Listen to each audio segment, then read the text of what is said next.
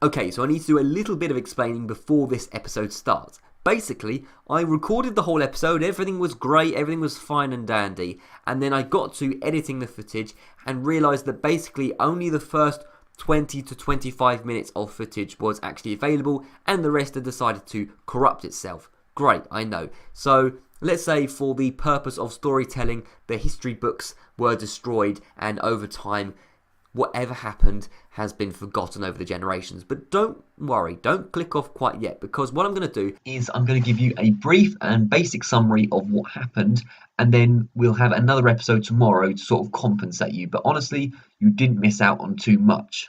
So what happened? Well, Doros of Sparta went into Apollonia, and we managed to take the city with relatively little effort. The Brutii had very little force actually garrisoning the city. The majority of the good force was actually outside of the city as reinforcements, and they were coming in. We had dealt with the army, the garrison that was inside of Apollonia. Great, okay, everything's good. So I was beginning to basically defend the Brutii's own settlement. So I was setting up walls of phalanx in the streets so that when the reinforcement army, the Brutii, came in, they would come in and basically be faced with prepared hoplites, which is never fun, particularly in tight city streets. So that was the situation the Brutii were in. So the Brutii, well, what happened to them? They basically come into the city and they charge straight in with Hastati and Weletes and whatever into these prepared hoplites, which, well, you can imagine how that goes for them. It doesn't go very well. They basically all die and rout immediately. But the beautiful thing about it was, and it's a real shame I couldn't get this footage, but the beautiful thing about this was that when a Brutii unit breaks and starts routing, well, they rout towards their own plaza. Now, as the spears were pointed away from the plaza, down the city streets, they basically were routing through about 3 or 4 layers of hoplites. So they just got absolutely churned down to the last man because they didn't run away from the phalanx, from the spears. They decided to retreat, to rout into the spears, and they basically tried to, their sort of like defensive strategy was to try and run through our whole army with prepared hoplites. That didn't end very well for them. In fact, I haven't got the footage, but it kind of looked a bit like this.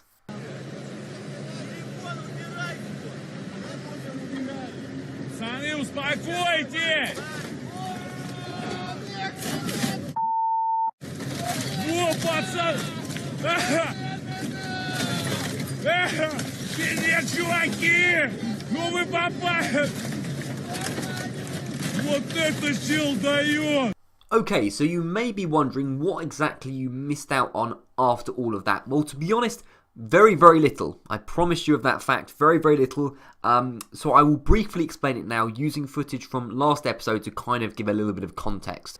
So firstly, the Thracians attack Bylazora. Now, if you remember, Bylazora was practically empty and there was a Thracian army lingering around. Well, that army besieged Bylazora, hasn't attacked it yet, but Bylazora is very, very vulnerable. So we will need to sort that out, and I'll explain how I do that in a second. But Bylazora has been besieged by the Thracians. Not a big issue yet, but we don't particularly want to lose it, of course. So how exactly do I deal with that? Well, I get a small army from Byzantium, and what we're going to do is we're going to counterattack the Thracians. Now, I don't believe I have enough force to defend Byzantium, but what I do have is enough force to go and take Tylis. You know Tylis, the Thracian settlement, which is a little bit northeast of Bylazora. So what I'm going to do is I'm going to get an army, and they are going to go around the side, attack Tylis, and hopefully that will divert the attention of the Thracians. That's what I'm hoping for anyway, but that's not hugely important. So how do I deal with the Thracians in the long term? Well, here's my plan. Basically, Telis of Attica,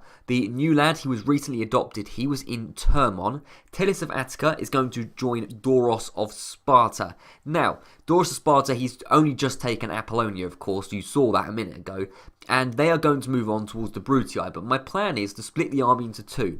Doros is going to deal with the Brutii in the Italian mainland, go and take settlements like Croton and Tarentum, and then Telis of Attica is going to go up north and deal with settlements like Segesta and Salona up there. Now what I did is, and you'll see this in a second when I show you the footage of the next episode, is that I sent a spy up towards that region, and fascinating that actually the Brutii or Julii do not control the region. In fact, the Dacians control that region, and so do the Gauls. So the Dacians, I believe, have Salona, and the Gauls have Segesta. So there's no Roman influence over there. So in fact, the Brutii only have 2 settlements left, and Doros is going to be, hopefully, the man that can go and take out Croton and Tarentum. And if he does that, the Brutii are no longer a thing. So amazing stuff over there. And then, yeah, Tellus of Attica is going to go and deal with, hopefully, the Dacians and the Gauls in that region. You'll see what I mean in a second if you don't understand. That's basically it. I then clicked end turn. This is where it gets interesting. So I clicked end turn,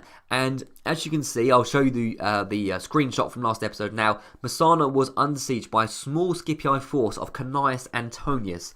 Now, this army does indeed attack Masana. Now, inside Masana was a very, very small force. I think it was literally just 2 hoplites. But outside of the city, we had a general. And we had Kalinos of Magnesia. He was outside. So basically, the force of Kalinos of Magnesia plus the 2 hoplites was just about enough to defeat the Scipii at Masana. And they were not able to take the city. It was a relatively straightforward, generic battle, but we managed to ride them down to the last man, and Kalinos of Magnesia basically saved the day by defending Masana. So that was all good. So that happened. I thought, great, okay, Masana, you know what? It's nice and free. Good, we can now focus on the Carthaginians. Note what happens. Bizaltes has a massive army, comes over and attacks Masana. Not only puts it under siege, but because he's got elephants, he can take it now. And you'll see it on screen. He can take it now. And that's where we actually end the episode. So Bizaltes had a massive, big old army with elephants. And we have basically the remnants of the force which just kicked back the Scipii from Masana. So Masana literally got no rest. It is being attacked twice in 2 turns, which is unprecedented, I'm sure. So basically, the only way we are going to be able to deal with these Carthaginians next episode is if we destroy the elephants. They can't get in any other way. They haven't recruited, built any siege equipment. They haven't got any rams or anything. They literally just have the elephants. So next episode, we will start off with the battle of Masana, the second battle of Masana, but a really, really tough battle because the Carthaginians, they're going to cause trouble. And I don't know if we can defend Masana. It'd be really, really bad if we lose that settlement. So that's what's going on there. And then also you can see, this is the first clip of the next episode. That's why I have the footage. You can see that the Dacians and the Gauls own the region around Salona and Segesta, which is quite interesting. And the Brutii have quite a small empire, in fact, as well. So that's pretty much it. Not a huge amount happened. I'm sorry I lost the footage, but I have all the other footage, so it's all good. And we will be back very, very soon in the next episode with what will probably be a very fascinating battle between me and the Carthaginians at Masana. So make sure you're around there for that. Thank you very much for watching, and I'll see you around.